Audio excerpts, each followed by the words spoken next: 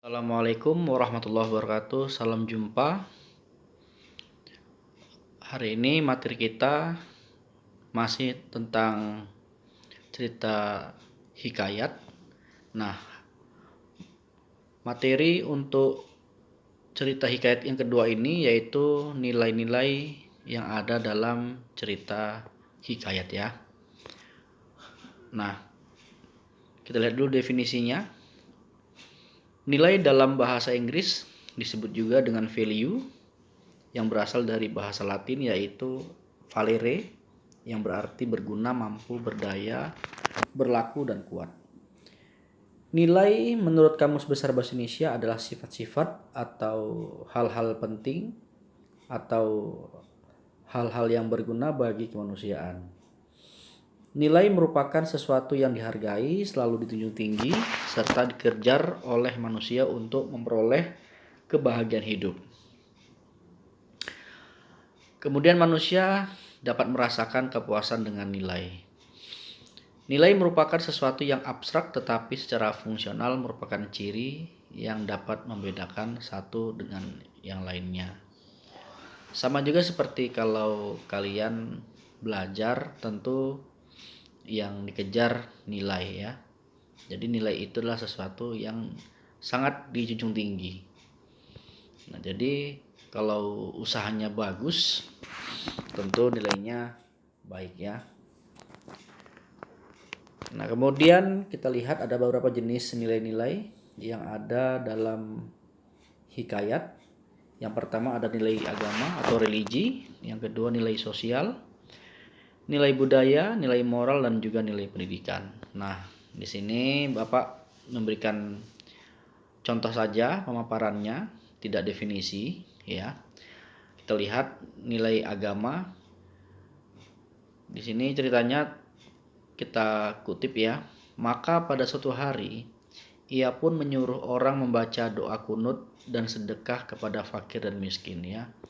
Nah, berdasarkan konsep nilainya bahwasanya memohon kepada Tuhan dengan berdoa dan bersedekah agar dimudahkan urusannya ya.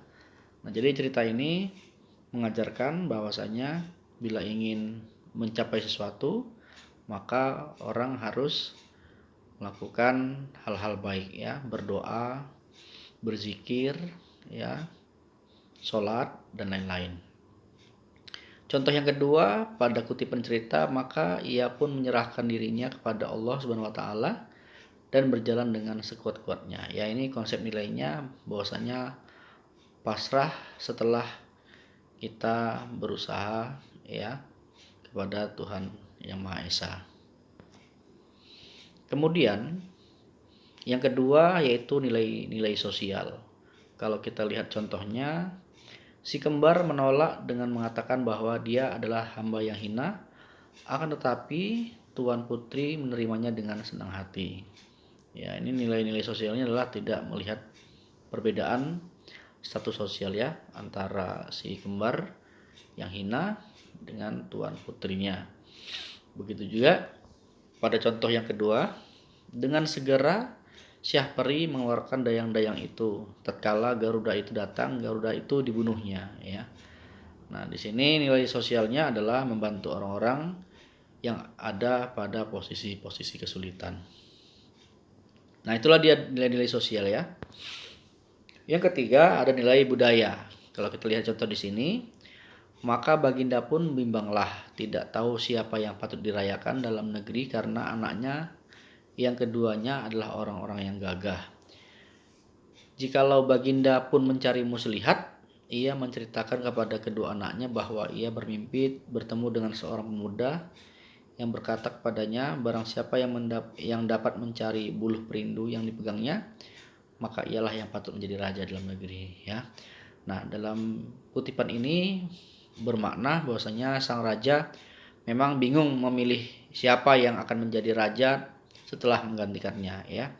Nah, jadi raja memberikan satu sayembara kepada kedua anaknya, barang siapa yang bisa memilih atau menemukan buluh perindu maka dialah menjadi raja. Nah, jadi konsep nilainya adalah raja ditunjuk berdasarkan keturunan dan raja memiliki putra lebih dari satu mencari tahu siapa yang paling gagah untuk menjadikan pengganti tahtanya, ya. Jadi budaya kerajaan itu pasti turun menurun pada sang anak. Itulah yang disebut dengan nilai budaya, ya. Kemudian nilai moral. Kalau kita lihat kutipannya yaitu Hatta datanglah 9 orang anak raja meminta susu kambing yang disangkanya susu harimau beranak muda itu, ya. Nah, di sini kalau kita lihat konsep nilainya adalah tidak mau bekerja keras, ya, untuk mendapatkan sesuatu. Ya, nah dalam cerita hikayat juga banyak juga mengandung nilai-nilai moral, ya, di samping nilai agama, sosial, dan juga budaya. Kemudian yang terakhir yaitu nilai edukasi. Kalau kita lihat kutipan ceritanya adalah maka Ananda Baginda yang 2 orang itu pun sampailah usia 7 tahun dan dititahkan pergi mengaji kepada Muallim Sufyan. Sesudah tahu mengaji, mereka dititah pula mengaji kitab usul, kitab fikih hingga saraf, tafsir sekaliannya diketahuinya, ya. Nah, nilai edukasinya apa di sini? Kan gitu, ya. Nah, nilai edukasinya bahwasanya anak raja pun bagaimanapun hebatnya raja, kekuasaannya, tetap juga anak-anaknya harus menuntut ilmu, ya. Jadi kewajiban belajar menuntut ilmu sejak kecil itu memang sudah harus dilakukan, ya, walaupun dia adalah seorang anak raja. Nah, itu dia sekilas tentang nilai-nilai dalam cerita hikayat. Oke. Nah, jadi demikian saja. Dipelajari terus materinya, yang sebelum-sebelumnya juga boleh dipelajari juga, ya. Oke. Terima kasih. Assalamualaikum warahmatullahi wabarakatuh.